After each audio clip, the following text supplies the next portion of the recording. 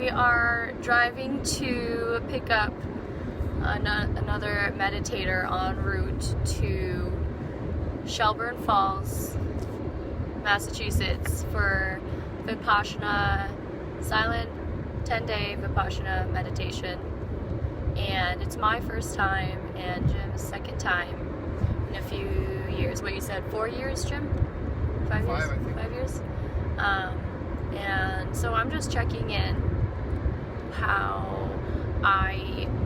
checking in before the meditation starts. I was just sharing with Jim, I have this feeling of kind of like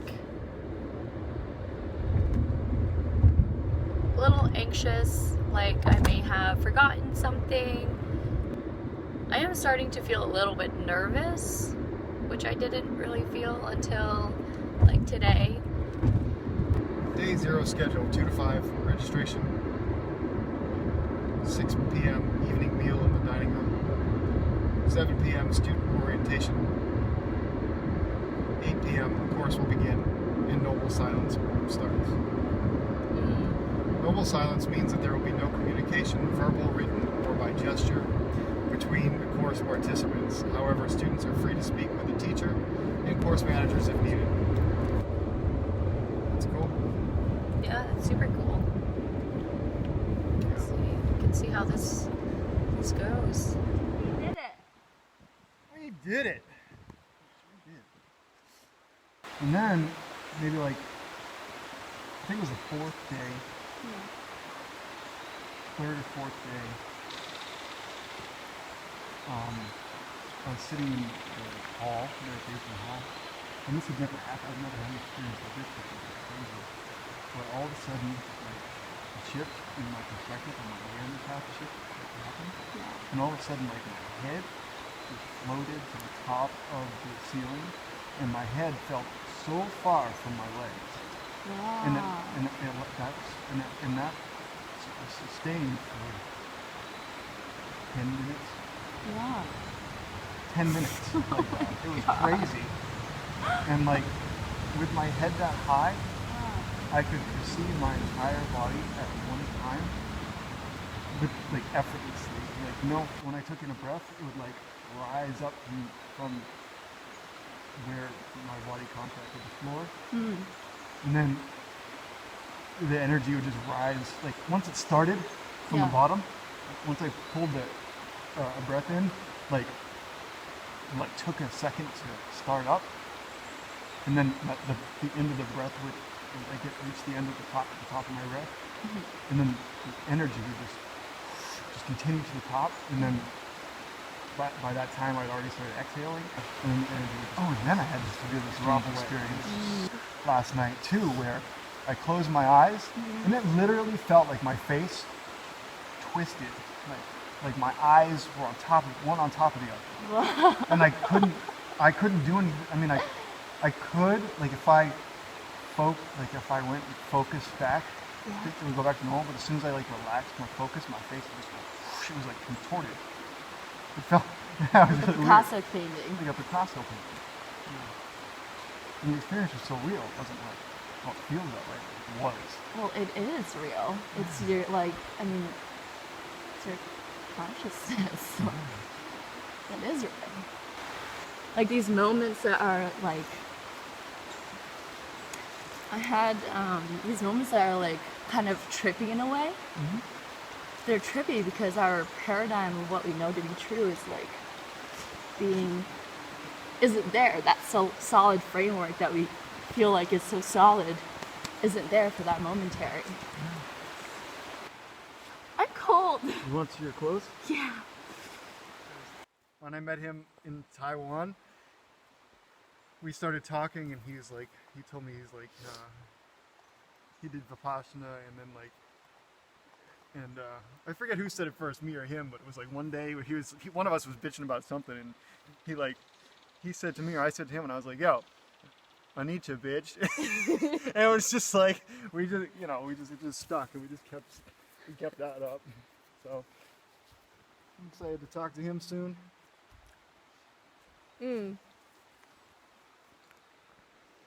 Did you time lapse it or regular video? Hi. So it is one day post the end of the Vipassana meditation, and I'm making a video to do a little recap of my experience. I initially wanted to do it like right after I came out, so this is a bit postponed. I didn't do it as I left because I was in such a state of elation and in this mindset where the last thing on my mind was about making a video about my experience. I really wanted to just settle into integrating back into the real world, and I didn't feel ready to expose in a way. It felt too intimate, and I wanted to just be still with what I had experienced without thinking about what am I going to talk about? Is it going to be engaging? And now seems like a good time. Jim and I are driving back to the Cape, and we're taking the long, windy route on Route 9 through all the way from west to east Massachusetts. And we were talking on the road about purpose and meaning and potential and the human experience, and we passed this beautiful area of just very peaceful looking. It was the road split right down between the swampy area. So where I am now over here, that's all this, like over here there's a beautiful swamp, and these are all like lily pads, and lotus flowers are growing out of the muck, and it just feels so meaningful right now to be in this space with what I just experienced at the retreat.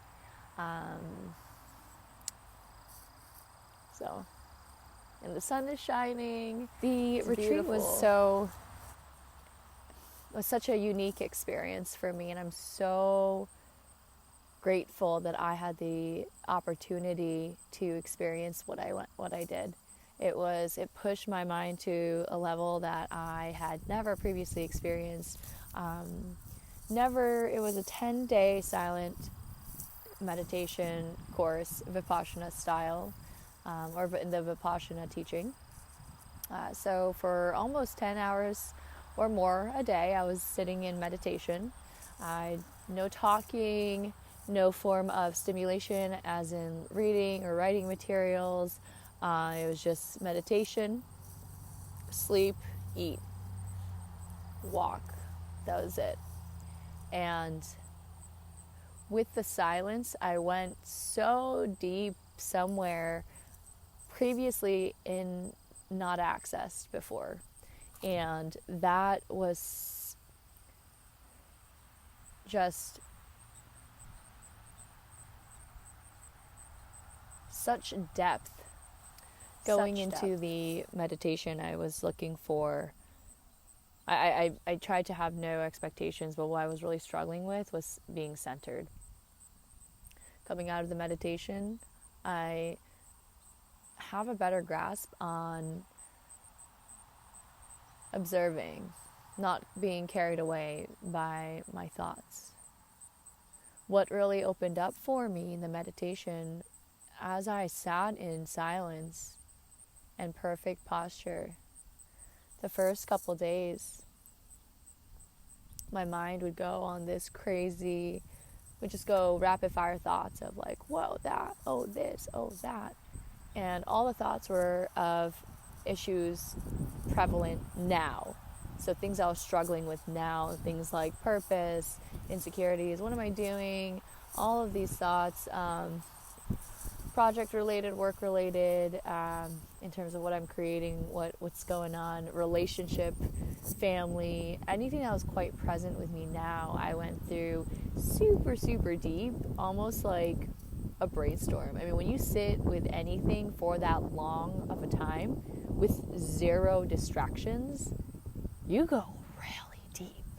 And I went so deep into some aspects of my life currently. What I uncovered there was I would just see my monkey mind swinging from branch to branch to branch.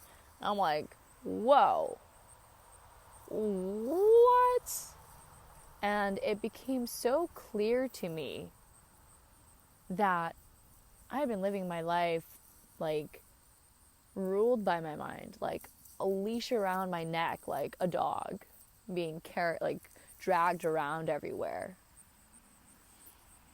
And all my thoughts would be these like negative thoughts. And I didn't know I had such a stream of negativity, like a radio, constantly playing in the background.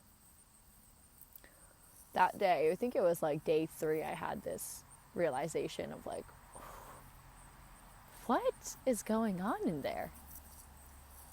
And I went out for lunch and I sat and I just started like, whoa, this is a cycle of negativity. These negative thoughts would just like pop up. It wouldn't, like, I would be meditating and I would remember a past memory of a wrong that had been done to me, a regret I had. Oh, why did I do that? Oh, why can't I be more like this and that? And rarely did it happen that I would remember like positive. Oh, remember when you did that or that? It's like I had to make an effort to think about those things. They didn't just automatically come up. That was a really eye-opening learning for me. In terms of, wow, there's a really negative radio playing in my head all the time. And I have been listening to it like a program. Like, oh, brainwashing. Like, my mind just put on this program and kept me entertained like the nightly news, except it was on 24/7. And I, loved it. I was enraptured by it. I was fascinated by it. And I let it rule my life. Having the separation, the silence, the peace, to see that so clearly was so important for me in this time. To see like this mind of mine is not so intelligent. It's on autopilot. Another really important lesson that was learned was the idea of sankharas, which are these emotional reactions that we have, these reflexes that I have to certain triggers, like me doing my hair like this. Oh, okay, well, why did I fix that? Maybe it was, I want it to look good and preened before the camera, or I'll scratch this itch. And in other ways, what emotional itches am I scratching throughout my life? And are those emotional itches necessary? Do I constantly start writhing with displeasure and hopelessness and despair when I don't need to? So this idea of constant change,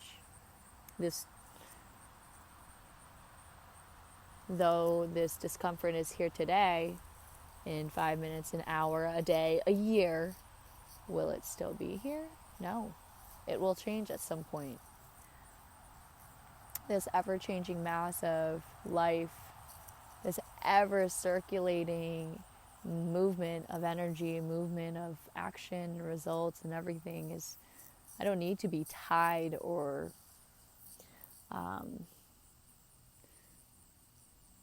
at the mercy of what is currently present. And that for me was really big because, this past summer I've been all over the place, like an emotional roller coaster. And I knew it. I was like, I don't know why I'm like this. Like, I don't know. I don't get why I just can't seem to find peace. And I had all of this emotional turbulence, and it was coming out in ways around me, like just creating this like turmoil because I was so unsettled. I was so frenetic. I felt like, oh my God, oh my God, oh my God.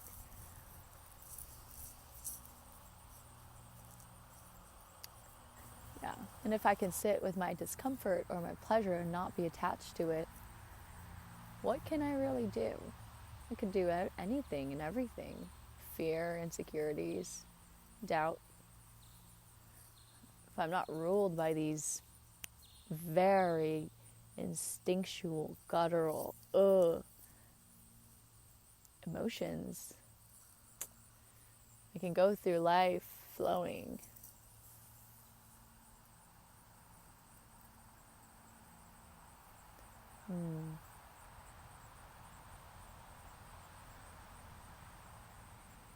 Observing.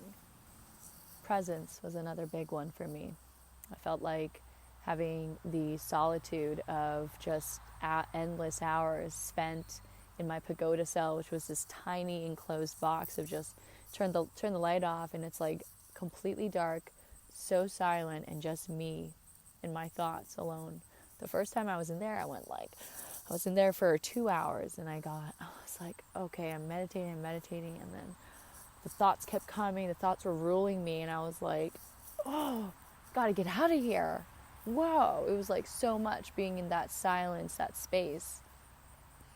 And as the week progressed, it actually became a safe space for me. I was like, it was like going into a womb, like going into my mind. I kind of wore it like a cloak, like around me. Oh, it felt so nice and pleasurable.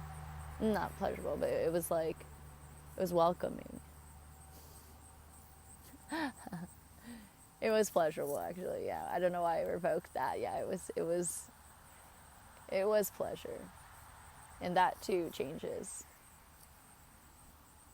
But I really took to it. I loved.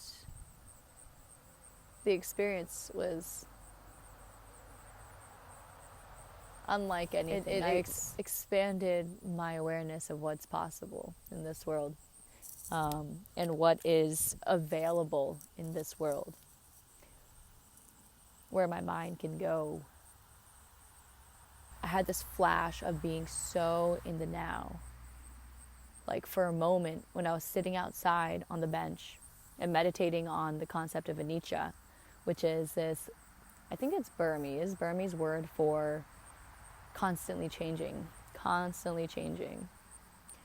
was meditating on that word, or having it in my focus, anicca. And as I sat there in my seat, I felt this like almost a shift of there was no past and there was no future. And for once, I was where I should be. This moment of complete presence in the very now.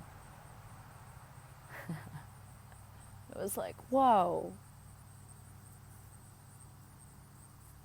Which for me, like, I'm constantly like thinking about this or that. Like maybe not worrying about the future so much or thinking about the past, but I'm like out in the world, like philosophizing or like thinking about what I should be doing or what some intellectual regurgitation or mental masturbation. I'm just doing that. And so for me to find some clarity and be in the now, it was like, wow, whew. I felt that. Working on the consciousness, I'm sitting here in meditation, and the stillness that I find in the practice, the exercising of this consciousness, not the brain, but awareness. I have this idea of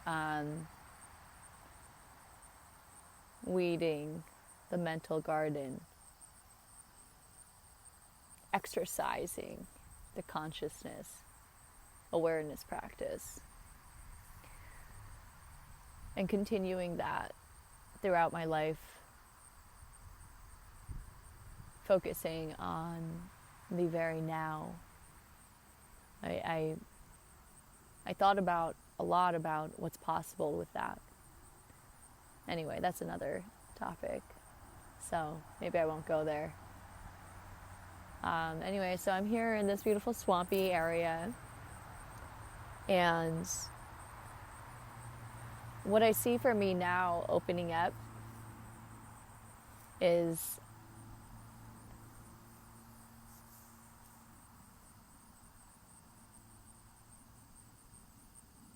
some depersonalizing from my brain. I put a lot of my identity previously on my brain, with my brain. Intelligence, facts, knowledge, information.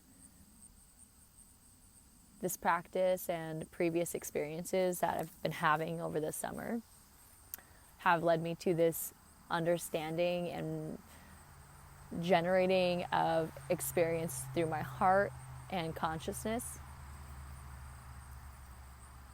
And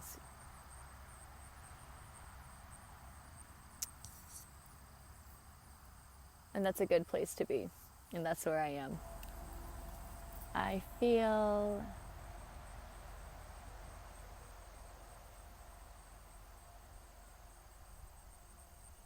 the sun on my back,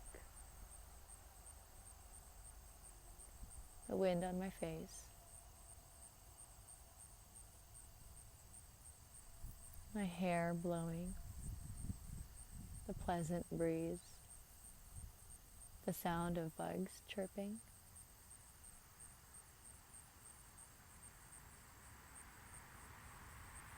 I feel relaxed.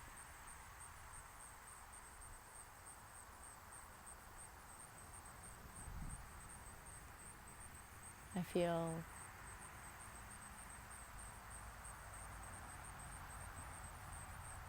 enough. I feel enough. Like I'm enough.